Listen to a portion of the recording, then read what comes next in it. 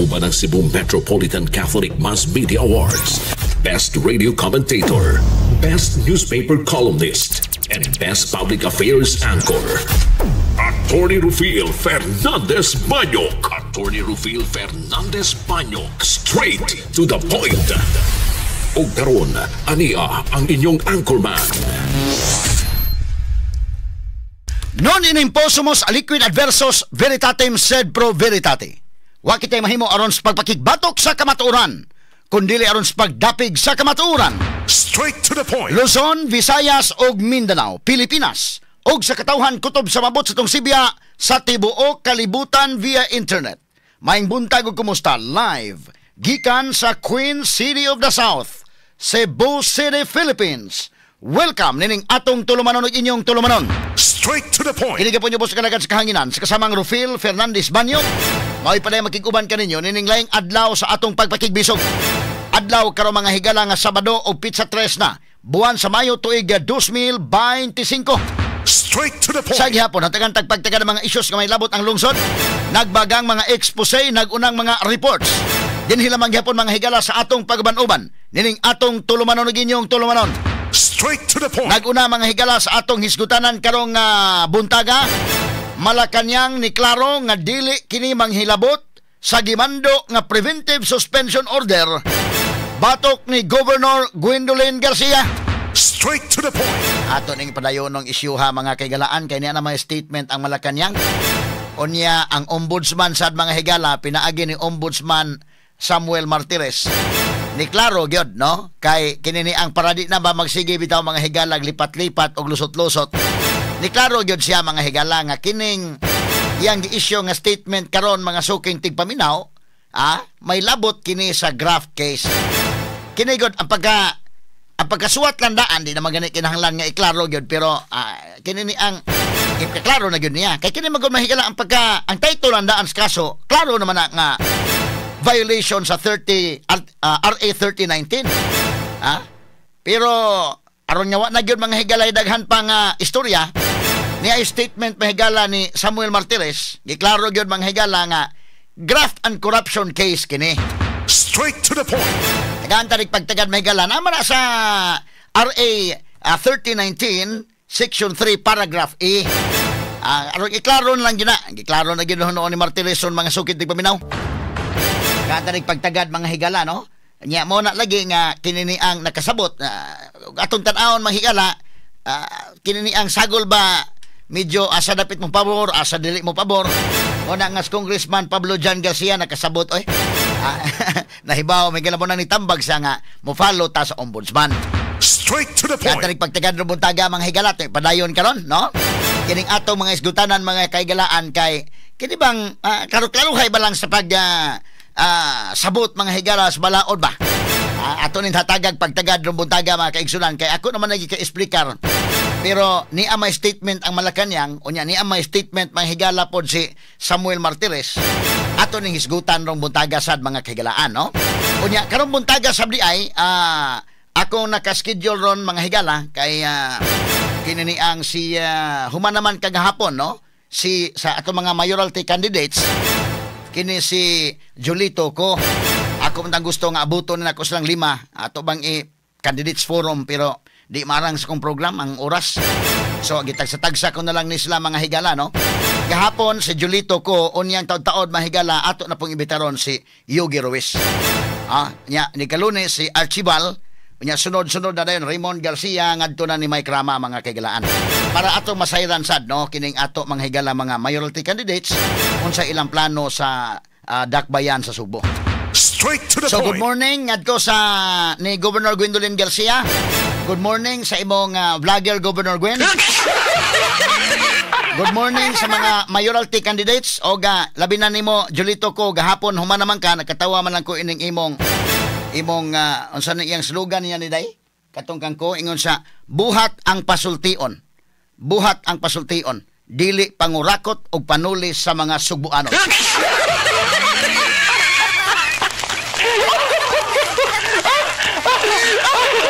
Ana pa gyud buhat ang pasultion ang akong hinumduman si Governor Gwen.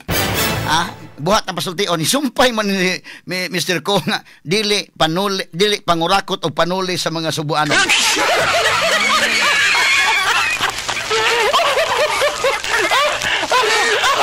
Di aning iyang kuanin niya among guni oy dia kining iyang flyer kita kas flyer day buhat ang pasultion dili pangurakot og panuli sa mga subuanon.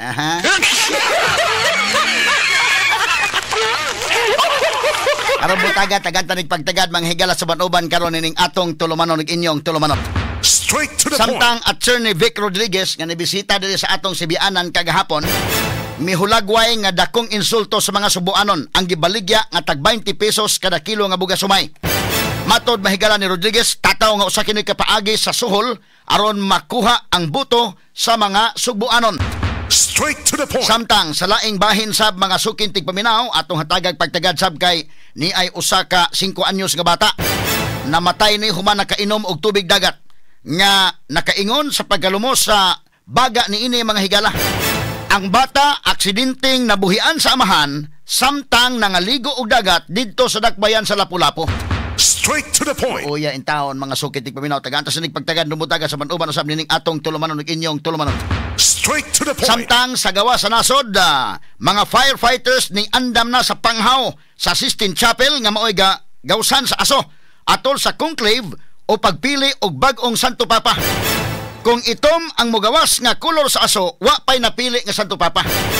Kung puti na ang aso nga mugawas sa Sistine Chapel, nagpasabot nga mo announce na Habemus Papam, we have a new pope, Sa muna ato sa bantayan mahigala didto karon sa Vatican City kinsa ang mupuli ni Pope Francis mga higala. Pero nakanindot dito kay College of Cardinals kini ang mubuto mahigala ang mupili ang musod sa conclave mga suking tigpaminaw. Unya hinaot punta mga higala nga lamdagan sa Espiritu Santo og hatagan ta mahigala og leader nga angay matarong nga leader sa simbahan nga mutubag haom sa panahon mga suking tigpaminaw. Straight to the point. Ini uguban pang mga iskutanan niyo mabati exclusive over DYHP RMN Cebu 612 sa dial sa inyong mga radyo ug sa 93.9 IFM. Straight to the point. Ato sandawaton mahigala ang report sa tong kauban karon on board sa patrol.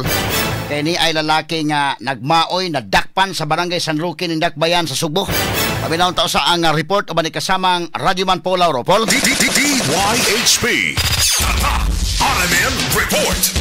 Radyoman Attorney Ropil, leksyonin ining mga tao na pirming manghasi, magmaoy, labinag mahubog, ay di ay lalaki gidakop ni sa atong mga operatiba sa Waterfront Police Station 3 diya sa iyang pinuyanan sa may Legazpi Extension, Barangay San Roque, ning atong Dakbayan sa Sugbo.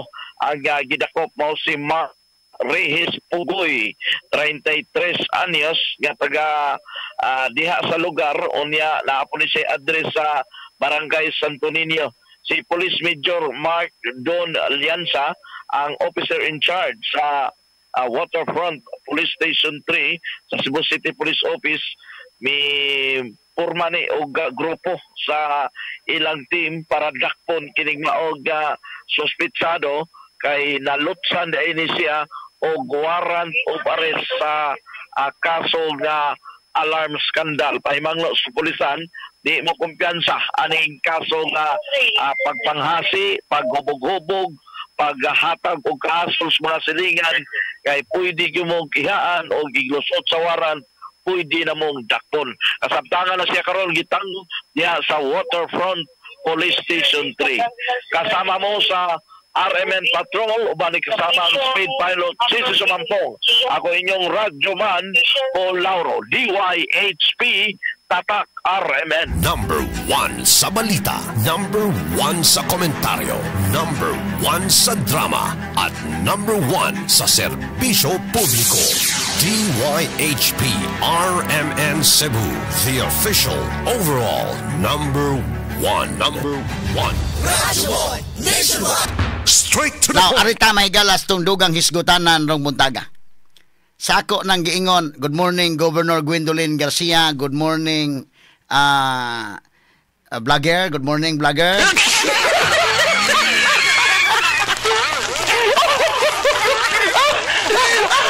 Good morning sa itong bisita gahapon karon si Yugi unya Lunes Archibald nya sunod na Raymond dayon Mike mo na itong arrangement mga higala. So good morning pod no atong gahapon si Julito ko katawa lang ko imong kuan Julito ay buhat ang pasultihon dili pangurakot og panulis sa mga sugbuanon.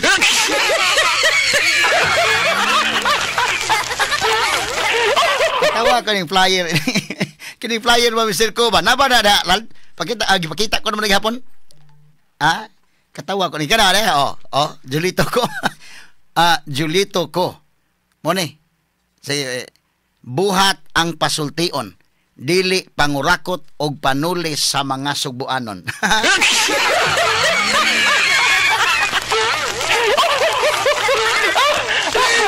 Tawa lang ko ini maong bida. Ining maong panultihon mga higala. Now boy no. Sa ato na mga mayoralty candidates mga kagalaan ha. Lahi ng tapika unya kay maminaw man ta sa Cebu City. Balik sa ta diri mga kagalaan sa province. Now, ako pa ganing palawman ang discussion o dugang kining about ini mahigalang quarry o pagdisilt kining desilting unya ato pa nang madugangan og palawom og hisgot mga kagalaan. Pero mo lagi na nga kini ni ang protected area ang Mananga River og tuloy-tuloy lang mga higala ang pagpanguha sa sand and gravel. Hala, hakot pipila ka track god ang sand and gravels. Naa mahigalay maminta lagagmayng bato. Mahadlok in town sa DENR. Pero kini manguhag sand and gravels okay lang, tuloy-tuloy lang ang panguha. Ala, hakot. Hakot lang. Quarry mga suking tigpaminaw ang nahitabo diha sa Mananga River. O guay makasakop okay lang. Unya masakpan, desiltation. Kay nung daw lang katong ito bitawng nagkulukudidang dahil kitawanan katong kulukudidang bitawng lalaki pulos na ba minyo. So dito may galas motel. Ito padong sa murag motel padong dito sa Mandawi ba to? Pag so dito may galas, sige lag balik-balik dito sila na di ay. Sa dihang nasakpan mga higala, katutuang lalaki babae nga pulos sa baminyo, nganong naaman mo sa motel ko niya, kuan kinini ang business.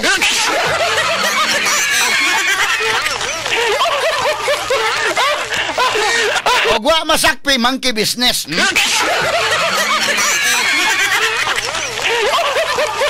Masakpan man nakalit o gabi business. Unsa man na nga business, monkey business? Og sa gwaldiya pa ni Store nga kanabang gwaldiya ba? Og walay magkasakop, may pagkahinanok, may pagkatuog, masakpan gani dahil panguros na. Cancel kini ampo ko sa Ginoo.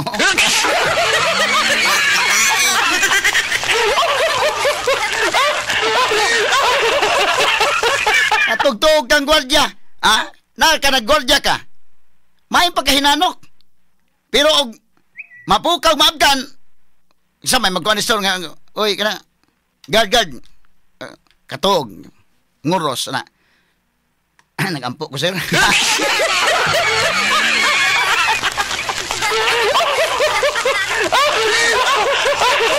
Bastilan mga kagalaan. Nalakob ko habas na sand and gravel. Mga bas o graba. Pagkahibawaan mga kagalaan, ingon nga, gipalaw man o gihinluan ra, oy.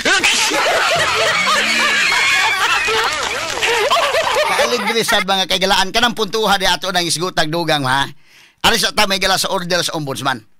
Nya karon ato nang gika-explicar sa balaod. Haman tong balaod gud ibalik ra gud kay gikot anay mga kagalaan. Kaya di man tang palipat ba. Ayo to katong balaod nga akong gipabagli sa gilo be. Kana ko no. Tanawa diha ko no Gerald kana. Itong ayo tong usad dong katutuang law katong law gyud ba katong balaod gyud katong section 261 paragraph X.